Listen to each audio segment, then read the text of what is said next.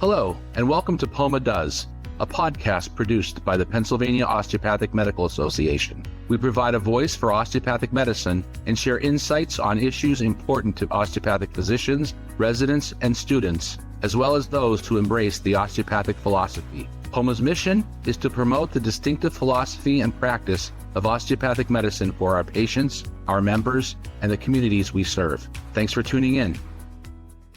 Hello, and welcome to another edition of POMA Does podcast, sponsored by the Pennsylvania Osteopathic Medical Society. My name is Dr. John J. Kalata. I'm an osteopathic family physician practicing in Erie, Pennsylvania. And with me today is Dr. Pamela Goldman. Pamela is immediate past chair of the POMA Foundation. And we're here to talk about the POMA Foundation to give everybody an update on what we've been doing. So welcome, everybody. I'm the current chair of the POMA Foundation, and we are the philanthropic arm of the Pennsylvania Osteopathic Medical Association. We have impact throughout the state. We impact our osteopathic students, residents, and practicing doctors. And most recently, we've really branched out to try to impact the communities we serve in our grant process that happens in the fall and in the spring every year. It's very exciting, the things that we're doing. We are making an impact throughout the profession in our state and now throughout the Commonwealth. Thanks for being here, Pam. Can you talk for a minute about some of the things we do for the practicing doctors across the state? Sure. The Pennsylvania Osteopathic Medical Association and its foundation serve practicing physicians through grants that are given from the foundation to the association for continuing medical education programs. They also help sponsor the application process for the accreditation of AOA 1A credits, as well as the AMA credits that we've been able to offer as well for the last couple of years. One other really interesting thing that we do is we also still serve the students in the Commonwealth. We now have 4 campuses of osteopathic medicine with an anticipation of at least one more coming in the next couple of years, maybe 2. And for those osteopathic medical students, we support them with scholarships. We also provide white coats in their first year of osteopathic medical school, stethoscopes as well. And then in the last couple of years, since 2023, we have offered Sketchy scholarships. Sketchy is a video platform. It's a learning tool where it uses interactive video as well as lots of mnemonics in a very visual format, which is very common to be seen in this current generation of physicians coming through medical school now. So we do support the students through all of those different opportunities. The other thing that we do for our practicing physicians is grant programs. Dr. Kalata, you're going to talk a little bit about our grants. Thanks, Pam. I just want to mention the students and the residents that I have rotating with me are incredibly grateful for the white coats and stethoscopes. I know some of our practicing doctors still have the stethoscopes that the foundation gave them 2, 3, 5 years ago, and it's been a wonderful thing. The Sketchy program has been really impactful to the students in their learning, particularly in their first and second years, and they're very grateful. It's really gratifying to see what the foundation has been able to do. I'm a residency program director up here in Erie, and our program has been, over the last 3 or 4 years, the recipient of wellness grants from the POMA Foundation. Last year, we gave 54 grants to residency programs across the Commonwealth for purposes of their wellness activities. We gave about 17,000 last year to residency programs to support our osteopathic residents throughout the Commonwealth. One of the neat things is just to see the energy and the activity that the residents participate in as a result of the grants. We went on the Scallywags, which is a pirate ship in Presque Isle Bay, and that was a fun evening for my residents. They've done across the state things like bowling, painting, escape rooms, paddleboarding, pottery, candle making. So it really runs the gamut, and the residencies really dictate what they would like to apply for or what they'd like to do. And we give $500 grants to these programs. It's been really impactful, and it's really one more way that we can connect our organization, our osteopathic family, with the physicians in training. It's been great. Yeah, any of the feedback that we've gotten has shown a lot of bonding among the residents, which,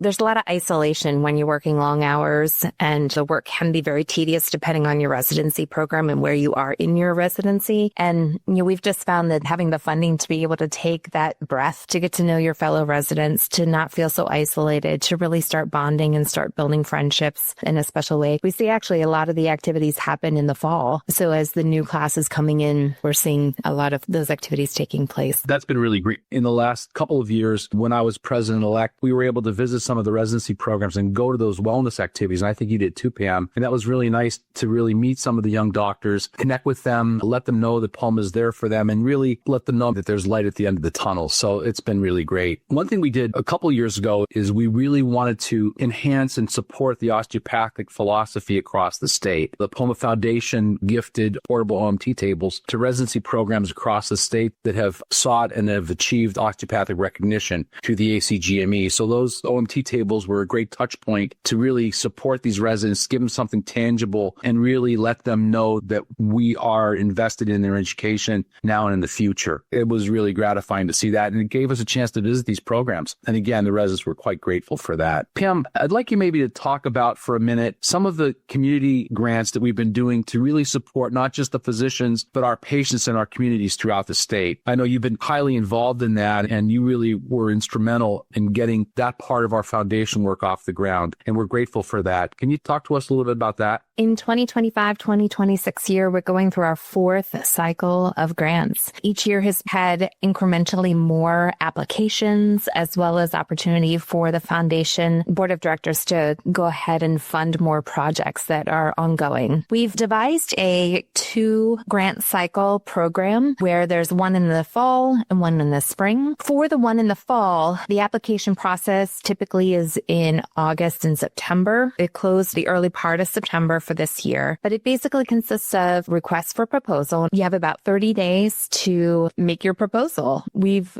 got ways that you can access that RFP. You can click through an email. We've sent out lots of emails to people that we have connections with. You can go to POMA.org, that's POMA.org, and go to the grants page, and there you'll find the RFP, which also then inside of it has a link to the application. The fall and the spring programs are exactly the same. It's just the focus is different. So in the fall, we have our larger granting opportunity called the Osteopathic Community Enhancing Grants. For these community enhancing grants, we have had opportunity to help fund large community-based projects in a range of between like maybe $5,000 up to $100,000. And some of them are multi-year grants, not just one and done. The philosophy is really to focus on how can we really impact our communities by sharing the osteopathic philosophy and promoting mind, body, spirit in projects that are going to be meaningful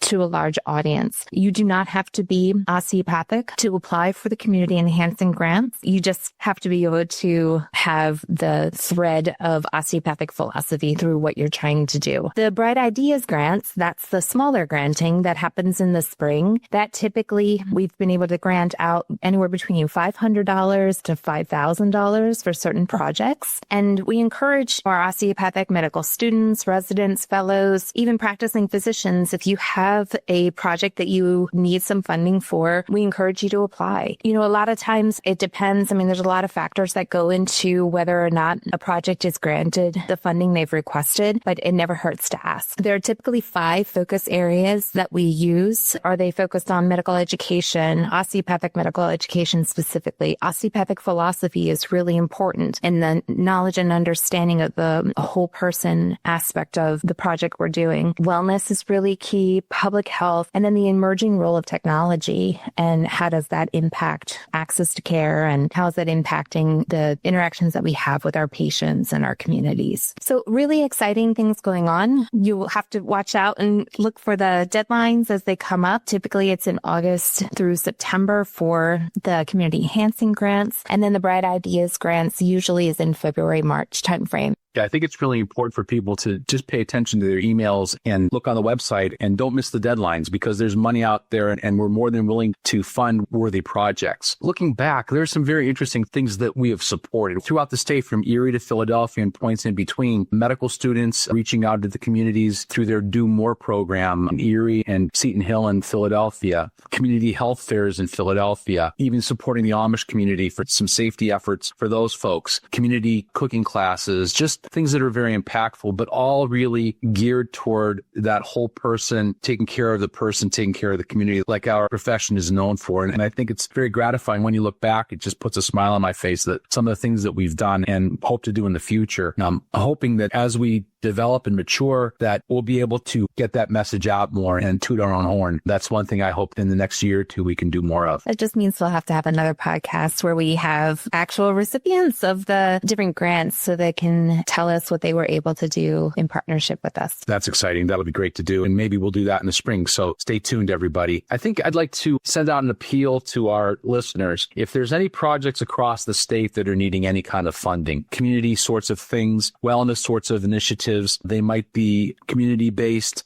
social service-based, or hospital-based, please reach out to POMA and look on the website for the opportunity to apply. There's lots of things out there, some very interesting things, but if we don't know about it, we can't grant the money. So please apply. And if you know anybody who has it in their heart to do a project, please, once it gets off the ground, come to us and ask for funding. We give grants for established projects as well. So anything that you might have that you think deserves a little bit of our attention, please reach out and look for your emails and answer them for sure. We're always willing to accept donations. The POMA Foundation is a supporting foundation of the POMA. We're a 501c3 organization, and your contributions are tax deductible, and it's very much a worthy cause. We're very judicious in how we do the granting. We don't just grant it to anybody, but the projects we believe that we grant are very worthy and really are making an impact, not only to our communities across the state, but to our trainees who are our future for sure. And then to our practicing physicians, that one of the strongest things that POMA does is our education. And we support our educational activities to a great degree year by year. And it's always worthwhile. Pam, what's the biggest thing you've gotten as your role in the foundation has developed? What have you personally gained as being a volunteer with the foundation? Well, having been an osteopathic medical student in Pennsylvania, I got my white coat and my stethoscope from the foundation. And,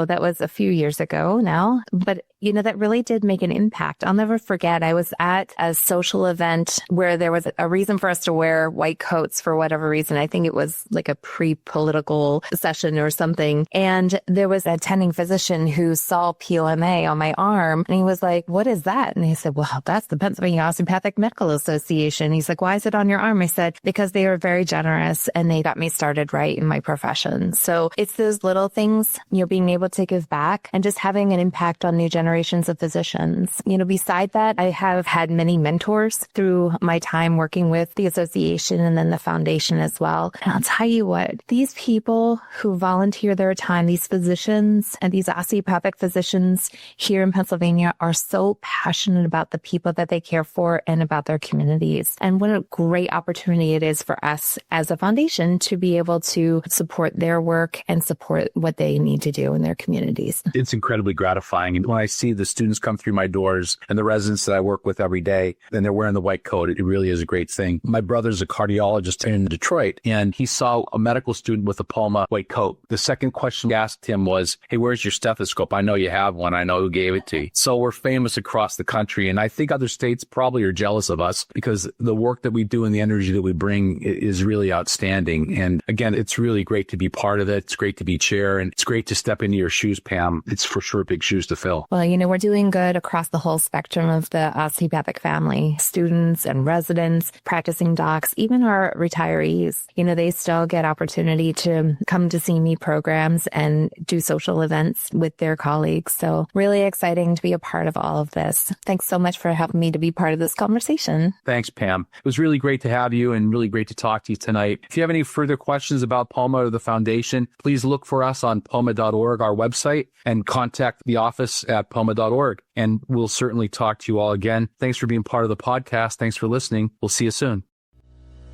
Thank you for joining us for this edition of POMA Does. Be sure to subscribe to POMA Does wherever you listen to your podcasts, and tell your friends and colleagues to tune in. Learn more about osteopathic medicine and POMA on our webpage, www.poma.org, and join the conversation on social media. We're on Facebook, Instagram, LinkedIn, Twitter, and YouTube. Or email us at poma@poma.org. We'd love to hear from you. Join us next time for another edition of POMA Does.